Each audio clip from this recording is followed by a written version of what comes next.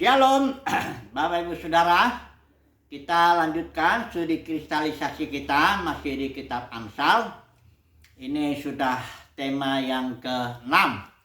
Tapi sebelumnya, sebelum kita ambil buat tema, kita coba dulu menganalisis lah ya. Kitab Amsal itu kita harus bagi dalam dua bagian ya. Yang pertama itu pasal 1 sampai pasal yang ke-9. Ini ceritanya panjang-panjang ya.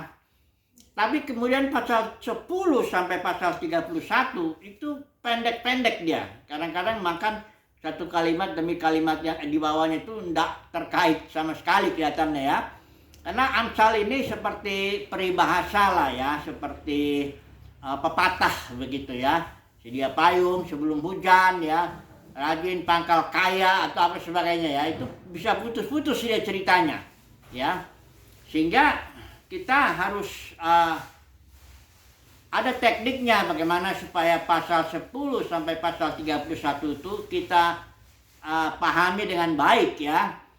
Karena yang paling bahaya nanti kalau dicopot-copot satu cerita aja, misalnya ada di kitab Amsal seperti hikmat itu dibeberkan, dia satu kalimat ya, seolah kalau orang sudah mendengarkan hikmat itu langsung dia di situ umur panjang, terus kekayaan, kehormatan gitu.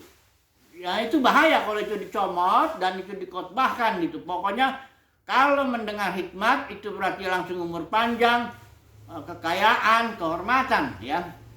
Tunggu dulu, karena yang hikmat di sini kita harus melihat ya, hikmat ini di sini ada awalnya. Awal permulaannya hikmat atau istilah Ibrani itu reshit, itu pasal 1 ayat 7, itu justru yang sangat penting menjadi moto daripada seluruh kitab Amsal yang 31 pasal. Jadi jangan comot satu ayat langsung dikotbahkan, tidak tahu awalnya apa. Hikmat ini yang dibeberkan 31 pasal ini hikmat Tuhan, bukan hikmat manusiawi ini. Karena apa? Permulaannya takut akan Tuhan. Permulaan itu artinya reshit, istilah Ibrani itu artinya langkah awal. Langkah awalnya takut akan Tuhan, kemudian di situ atau reshit juga berarti prinsip utama atau elemen utamanya. Jadi kalau hikmat yang dibeberkan ini jangan dilepas daripada langkah pertama itu, daripada elemen utamanya, yaitu takut akan Tuhan. Pengertian takut akan Tuhan kita sudah bahas ya. Yang pertama tentu takut akan kehadirannya yang atau kedahsyatannya, atau jadi tingkatnya kita jadi hormatlah dengan Tuhan ya. Kemudian takut akan Tuhan juga membuat seseorang tuh jadi menyelidiki aturan-aturan main Tuhan, hukum-hukum Tuhan, jalan-jalan Tuhan, supaya kita berkenan di hadapannya ya. Bukan takut akan Tuhan kayak Kain malah menjauh dari Tuhan, bukan begitu. Nah ini yang harus dipegang dulu sebelum kita mencomot atau mengangkat satu-satu ayat. Itu harus ingat ya, awalnya itu langkah pertamanya takut akan Tuhan. Karena kalau nanti kita bilang, oh kalau saya sudah dengarkan hikmat Tuhan itu berarti kekayaan di kantang, apalagi ada kekayaan umur panjang ya, kehormatan sebagainya. Tidak begitu. Nah soal gini ya, istilah takut akan Tuhan itu ada 18 kali muncul di kitab Amsal ya. Kalau di kitab Pengkhotbah ada 5 kali. Kalau di kitab Ayub ada 10 kali. Ini kitab wisdom literatur itu kitab-kitab hikmat lah kita bilang begitu ya. Ada Pengkhotbah, ada Ayub, ada Amsal, juga Kidung Agung ya. Nah ini di kitab Amsal ada 18 kali, atau kita lihat di Ayub lah dulu. Ada 5 kali di situ takut akan Tuhan. Apakah Ayub langsung hidupnya lancar-lancar aja ya, kekayaan, kehormatan, umur panjang? Nggak selalu begitu. Perlu ada proses juga ya, karena Ayub memang sudah takut akan Tuhan, tapi tetap pengenalannya masih sebatas kata orang. Jadi Tuhan perlu mengatur sedemikian ya, dipakainya iblis, dipakai orang-orang jahat, orang kasih, untuk mengeremukkan, menghancurkan Ayub. Dan luar biasa kehancurannya kita tahu itu ya, sampai anaknya mati semua, harta bendanya habis, penyakit juga didatangkan dari batok kepala sampai ke ujung kaki. Setelah proses itulah baru Ayub dikembalikan lagi dengan satu pengertian tingkat pengenalannya itu enggak lagi kalau kita lihat di Ayub 42 ayat 5, dari kata orang aja aku mengenal engkau, tapi sekarang mataku melihat sang raja. Jadi jangan langsung comot ayat di pasal 10 itu sampai 31, comot satu ayat kita langsung bilang orang udah dengar Tuhan hikmat ya, langsung kita bilang kekayaan, kehormatan, kemuliaan, umur panjang dan sebagainya. Enggak, jangan begitu ya. Kita harus melihat dulu konteks daripada hikmat itu ya, bahwa permulaannya tetap takut akan Tuhan. Orang harus dulu bicara ini dulu ya. Dan takut akan Tuhan itu bertumbuh ya dalam proses, dalam didikan, disiplin Tuhan, dan seringkali penderitaan. Bukan seringkali, memang Ibrani 12 bilang kalau hajaran itu datang, ya itu nggak mendatangkan sukacita, ya duka cita. Ya pasti orang dihajar, entah dia pekerjaannya, entah dia pelayanannya, entah keluarganya, entah ekonominya, apapun juga. Ya Tuhan mau pakai masing-masing anaknya beda ya Tuhan cara membentuk. Tapi yang jelas itu duka cita lah. Ya. Baru setelah itu menghasilkan damai sejahtera di dalam batin. Ya. Jadi soal umur panjang, soal kekayaan, soal kehormatan ya itu kita serahin sama Tuhan aja lah ya. Yang penting di dalam batin orang yang berhikmat ya dia ada damai sejahtera Kristus ya, damai sejahtera Kristus, bukan damai sejahtera yang berasal dari dunia ya, atau yang kesenangannya hanya luaran, bukan begitu. Nah, coba dulu ya kita masuk dulu istilah hikmat ini yang karena di sini hikmat dipersonifikasikan. Kita sudah bicara itu, tapi kita ulang dulu sedikit supaya kita tahu. Hikmat itu istilah Ibrani hokmah. Hokmah itu kata benda, tapi dia bersifat atau berjenis kelamin perempuan. Jadi hikmat itu kalau dia dipersonifikasikan, personifikasikan itu artinya hikmat itu bukan person, tapi dijadikan seperti karakteristik person ya, perempuan ya. Jadi hikmat itu dipersonifikasikan sebagai perempuan bijak ya. Kita sudah bicara itu. Perempuan bijak, dan perempuan ini menarik dia. Dia bicara tentang hikmat, dia di jalan-jalan, dia apa semuanya, dia bicara, dia beberkan. Bahkan dia bilang, hai orang-orang tak berpengalaman, datanglah kepadaku, begini. Dia menarik ya, perempuan bijaksana ini. Personifikasi hikmat. Tapi juga hikmat itu dipersonifikasikan sebagai perempuan bodoh, atau perempuan bebal, atau pelacur ya. Nah, saudara tahu ya kalau pelacur ya walaupun dia nggak terlalu cantik pun dia akan berdandan sedemikian supaya menarik orang ya. Jadi perempuan bodoh ini pun juga itu menarik juga ya. Jangan nanti kita bilang kalau bodoh. Jadi kebodohan itu menarik saudara. Makanya ada orang yang bodoh ya tetap bodoh ya. Makanya perempuan bijak tuh bilang, berapa lama lagi kamu betah dengan kebodohanmu? Tapi ingat ya, definisi bodoh menurut literatur hikmat ini ya. Karena kalau dalam hidup sehari-hari kita bilang kalau bodoh itu ya nggak sekolah, nggak S1, nggak S2, nggak S3 ya. Kalau udah PhD, ya udah pintar kita bilang itu. Bukan begitu, definisi bodoh itu dalam kitab-kitab literatur ini artinya tidak menjalani hidup di dalam hikmat Kristus atau hikmat Tuhan. Tidak berhikmatlah menurut hikmat Tuhan ya, yang permulanya takut akan Tuhan itu. Jadi dia bisa saja dalam kehidupan sehari-hari, dia itu seorang yang terhormat, seorang yang kaya, pendidikan, bahkan mungkin PhD apa semua, doktor apa, tapi dia bodoh. Kenapa? Dia di mata Tuhan itu karena dia nggak menjalani hidupnya dengan hikmat Tuhan, dengan dipimpin hikmat Tuhan. Jadi kita harus jelas dulu ya perbedaan bodoh dengan definisinya itu jelas ya. Kalau pintar menurut kitab Amsal berhikmat itu artinya dia dipimpin oleh hikmat Kristus. Hidupnya, jalan hidupnya, perkataannya, pikirannya, apa semuanya dipimpin oleh hikmat Kristus. Itu dia pintar. Kalau bodoh, nggak peduli dia kaya, hormat, pendidikannya tinggi secara sekuler atau gitu ya. Atau secara teologi juga bisa jadi ya. Dokter teologi nggak langsung dia dibilang berhikmat, bisa jadi bodoh juga karena dia menjalani hidup di sehari-hari ya dia dipimpin oleh hikmatnya, oleh pengetahuannya itu ya, nggak oleh hikmat Tuhan, itu maksudnya ya. Jadi udah jelas ya. Dan sekali lagi ya, Alkitab bilang, kitab Amsal khususnya bilang bahwa hikmat ini dia menarik kayak ada spiritnya. Spirit ya, menarik.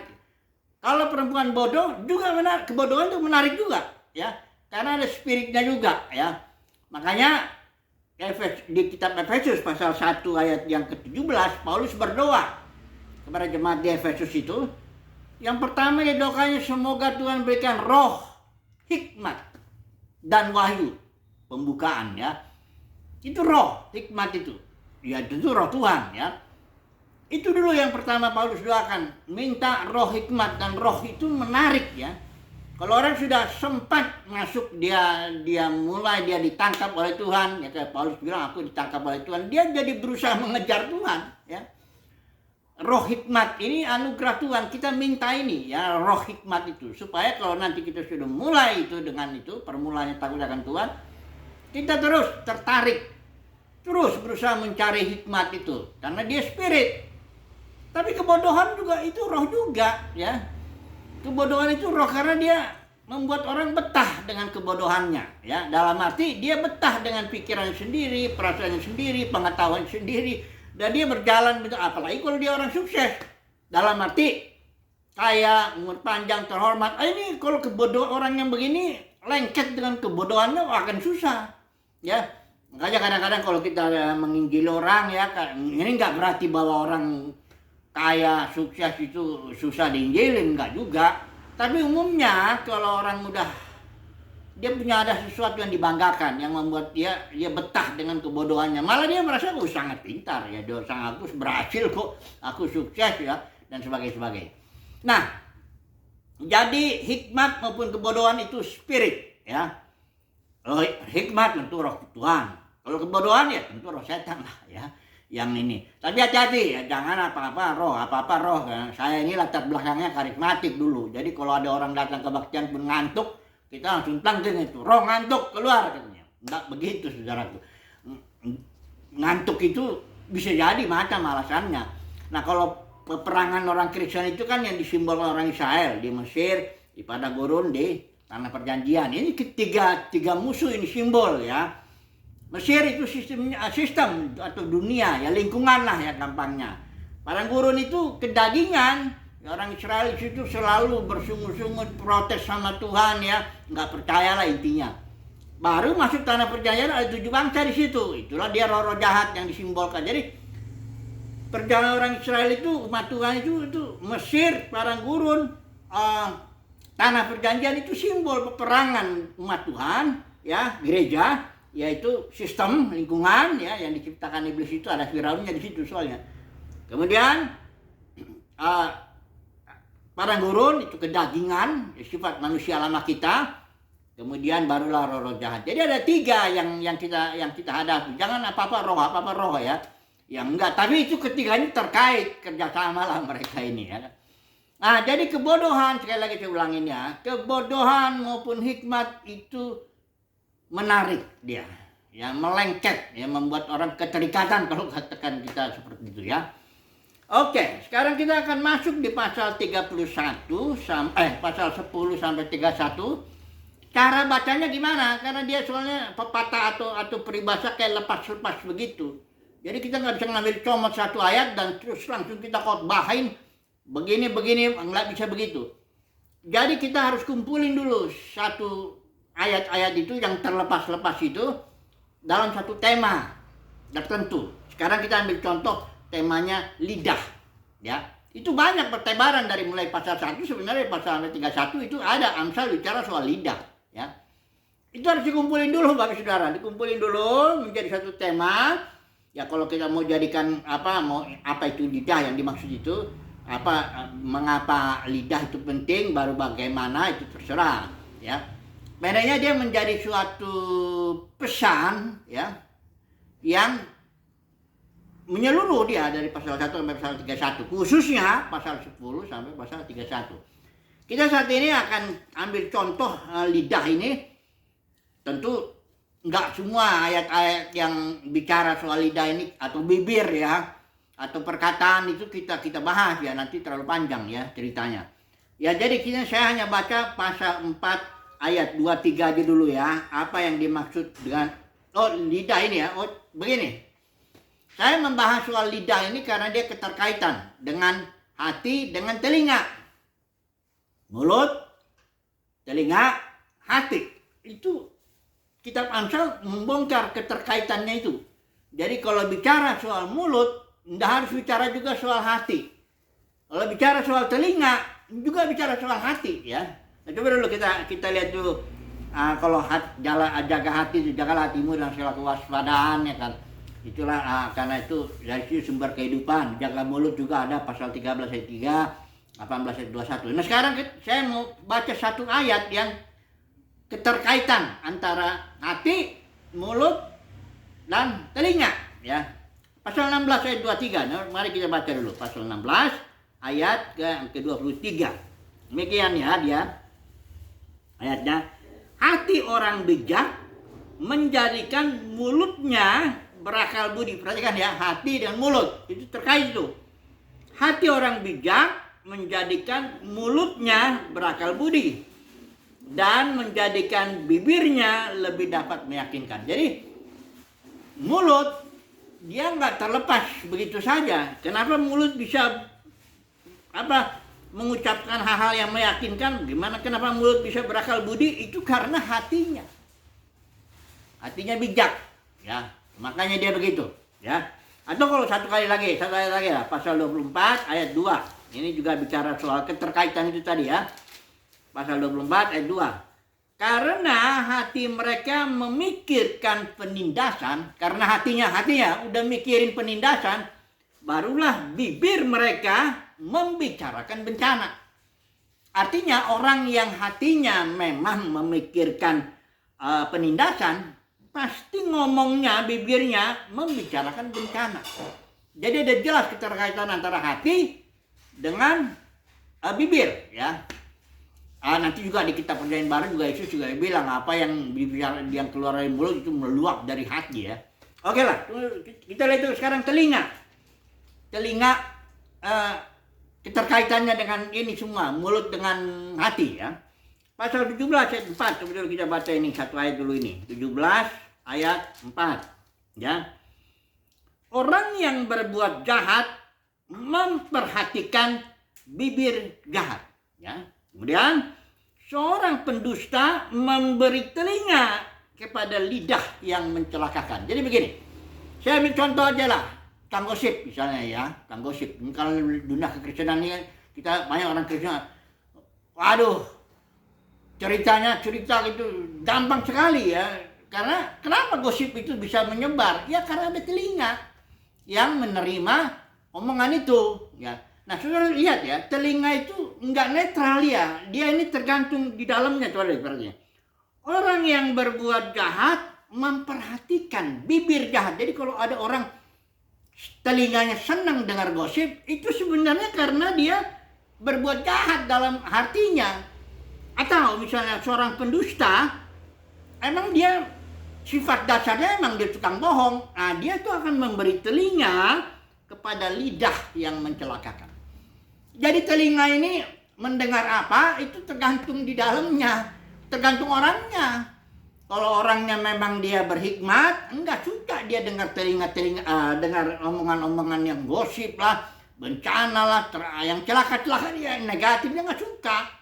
Jadi kalau seseorang tuh suka dengar yang kalau ada kadang-kadang orang Kristen suka dirohanikan dulu. Dia bilang gini, ini untuk kita doakan aja lah, ya. Atau untuk kita aja berdua lah, ya. Iya, tapi untuk berdua di situ, nanti di sana, ini untuk kita doakan lah, untuk berdua. Akhirnya bukan hanya berdua, udah nyebar kemana-mana. Kenapa? Tapi ada telinga membuka kepada perkataan gosip. Ya karena itu dikatakan di sini hatinya. Memang hatinya sudah jahat, hatinya sudah nggak benar, ya. Jadi makanya kembali ya, persoalannya di dalam hati. Kembali kita jaga hatinya ini. Bagaimana cara jaga hati? Ya dengan minta hikmat Tuhan itu. Nah ini memang kasih karunia juga ini. Kalau hati kita ini diremukkan, didisiplin, diproses hingga takut akan Tuhan.